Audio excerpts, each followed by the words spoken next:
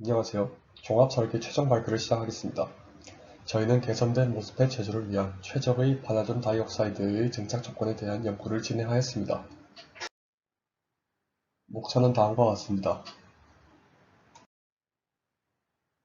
저희 연구 주제는 뚜렷한 MRT 현상을 보이는 반화점 다이옥사이드의 층을 기판 위에 증착하기 위한 최적의 레시피를 찾는 것입니다.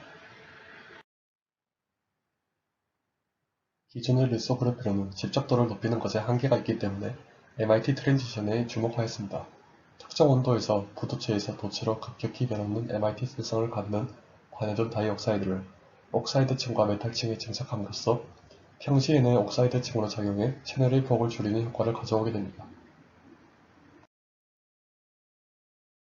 반화점 다이옥사이드를 증착하는 이유는 다음과 같습니다. 가장 중요한 이유는 상온에 가까운 온도에서 MRT 트랜지션이 가능하다는 것입니다. MRT 트랜지션 시 저항값이 크게 변하는 것을 이용하여 모스펫의 스위칭 속도를 기존 모스펫보다 극적으로 조절 가능하게 됩니다. 10-1승에서 10-3승까지 만배에 가깝게 증가함을 알 수 있습니다.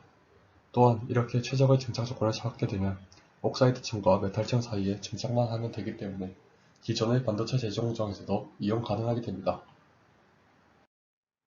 이처럼 저희 연구에서 가장 중요한 MIT에 대하여 알아보겠습니다. 어떤 물질의 캐리어의 밀도가 특정 캐리어 밀도 이상일 때 전자 간의 상호작용에 의한 상변태가 일어납니다. 이를 모트 이론이라고 합니다. 이렇게 상변태에 의해 도체가 부도체로 변하는 것을 모트 MIT라고 합니다. 이는 온도, 밴드폭, 밴드 필링 조절 등 여러가지 작은 변화에 의해 발생될 수 있습니다. 아래 그래프를 보시면 MIT 온도를 기점으로 급격한 저항 변화가 일어남을 관찰할 수 있습니다. 이 그림은 MIT 전이 시 반연점 다이옥사이드에서 일어나는 상변태를 볼 수 있습니다. 반연점 다이옥사이드는 MIT 온도인 68도 이하에서는 반연점 원자쌍 사이의 거리가 짧은 모노클리닉 구조의 디스톨티드 루타일 스트럭처를 가지고 68도 이상에서는 본딩 일렉트론의 방리로 인해 전기전도 증가와 자화율의 증가로 메탈 간 본딩이 깨지며 테트라고널 구조의 언디스톨티드 루타일 스트럭처를 가지게 됩니다. 하지만 반화점 옥사이드는 아래 상태대에서 볼 수 있듯이 여러 안정상이 존재합니다. 따라서 온전한 반화점 다이옥사이드의 단일상을 증착하는 것은 매우 어려운 일입니다. 그래서 반화점 다이옥사이드의 조성에 최대한 근접하는 반화점 옥사이드를 증착하는 조건을 찾는 것이 저희 연구의 목표입니다. 다음은 실험 진행 시 이용하는 장비입니다. 증착 진행 시에는 스퍼터, TCVD를 이용합니다. 분석 장비로는 UV-VIS, XRD, SEM을 이용합니다. 다음으로 장비의 원리를 간단하게 알아보겠습니다. 먼저 증착을 위해 스퍼터를 이용하게 됩니다. 스퍼터링이란 이온화된 원자를 전기장에 의해 가속시켜 방막 재료에 충돌시키면 이 충돌에 의해 방막 재료의 원자들이 튀어나오게 됩니다. 이 튀어나온 원자들이 날아가서 웨이퍼 표면에 붙게 됩니다. 이때 일반적으로 아르곤 가스를 이용합니다. 여러 종류의 스퍼터 중 저희는 RF 스퍼터를 사용합니다. DC 스퍼터링 시 사용 시 타겟 표면에 아르곤 이온이 쌓여 발생할 수 있는 스퍼터링 효율 감소를 방지해줍니다. 또한 부도체의 재료를 스퍼터할 수 있고 낮은 압력 하에서 사용 가능하다는 장점이 있습니다. CVD는 프리커서의 화학 반응을 통하여 최종 방막 조성을 가진 물질을 증착하는 장비입니다. 슬라이드의 그림은 CVD의 증착 과정을 보여줍니다. 반응로 내부에 프리커서를 주입하면 프리커서가 웨이퍼 표면에 흡착된 뒤 표면에서 확산을 하고 화학 반응을 하여 최종 방막을 형성하게 됩니다. 이렇게 CVD를 통해 증착하게 되면 높은 순도의 표면을 제작 가능하고 좋은 스텝 커버리지를 가지는 방막을 형성할 수 있습니다. CVD에서 온도는 입자의 생성 속도나 생성물의 조성, 그리고 미세 조직에 대해서 큰 영향을 주는 팩터이므로 실험 진행 시 철저한 온도의 조절이 요구됩니다. 스퍼터를 통해 반화점 메탈의 초방막을 형성하고 CVD 내에서 반화점 다이옥사이드의 방막을 형성한 후에는 여러 특성 측정을 통해 각질을 평가해볼 필요가 있습니다. 따라서 XRD, SEM, UV-VIS를 통한 분석을 진행합니다. XRD를 통해서는 바나듐 다이옥사이드 문헌과 피크와 실제 실험을 통해서 얻어진 방막의 피크를 비교 분석하면 방막 정착 여부를 확인할 수 있고, 만약 다르다면 그 피크가 어떤 상의 피크인지를 알아내 실패 원인에 대해서 생각해 볼 수 있습니다. 셈을 통해서는 방막의 표면 형상을 직접 확인할 수 있으며, 세컨더리 일렉트론 분석을 통해 바나듐 다이옥사이드의 방막이 어느 정도 두께로 집착되었는지 알 수 있고, 또한 방막 형성 물질을 알 수도 있습니다. 마지막으로 UV-VIS를 이용해 투과도를 측정할 수 있습니다. 이 투과도는 두 가지 방법으로 응용이 가능합니다. 먼저 투과도를 이용해 타워 플러스를 통한 밴드기 유추가 가능해 바나듐 다이옥사이드의 무논과가 비교해 증착 여부를 확인할 수 있습니다. 또한 바나듐 다이옥사이드의 광학적 특성을 이용해 MIT 온도 전후로 적외선 투과도를 측정하여 투과도 변환 효율로 바나듐 다이옥사이드의 특징이 잘 나타나는지를 확인할 수 있습니다.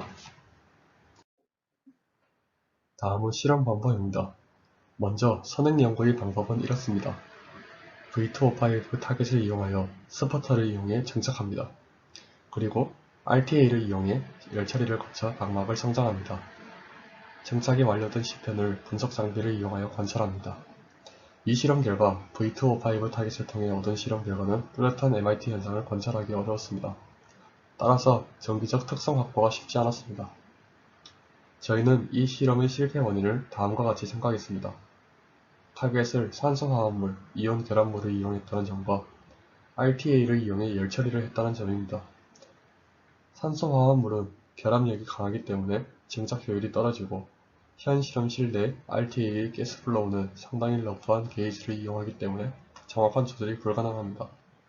따라서 이 결과를 개선하기 위해 먼저 바나듐 메탈 타겟을 서포터를 이용해 초방막을 증착하고 TCVD로 산소 분위기에서 열처리하여 방막을 성장하여 보기로 하였습니다.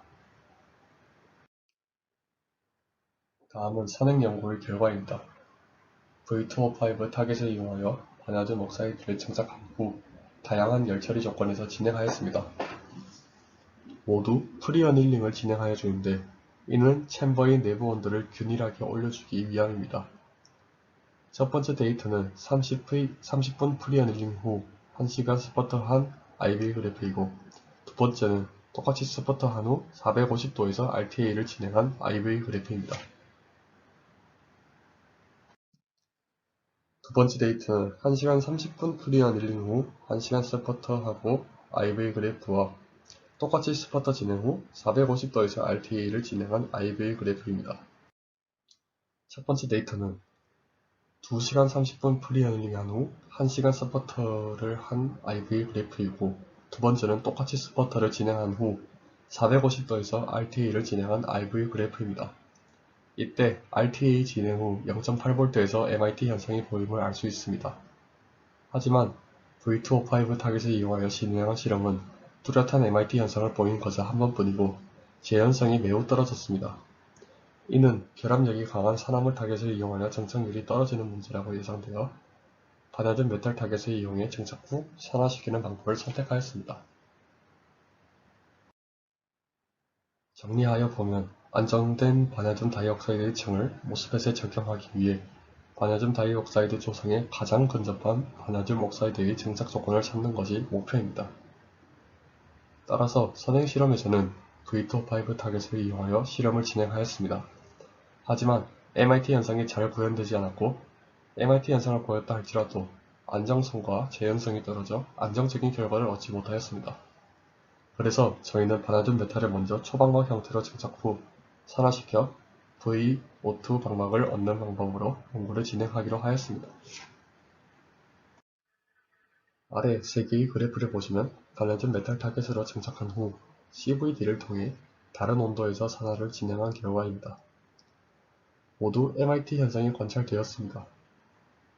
따라서 저희는 앞으로 다양한 스퍼터링 조건과 CVD 산화 조건으로 반복 실험을 통해 안정성과 재현성을 확보할 계획입니다. 그 후 바나듐 옥사이드의 MIT를 위한 처리 조건이 확보된 상태에서 큐렌트의 증가폭을 컨트롤하고 도핑이나 기타 처리를 통하여 MIT 온도, 전압을 컨트롤하는 실험을 할 예정입니다. 원하는 소자에서 자유자재로 사용하기 위해서는 원하는 범위에서 온오프가 가능해야 하고, 따라서 MIT가 발생하는 전압, 온도의 컨트롤이 반드시 필요합니다. 저희가 사용한 참고 문헌입니다. 팀원들의 역할 분담입니다. 이상으로 발표를 마치겠습니다. 감사합니다.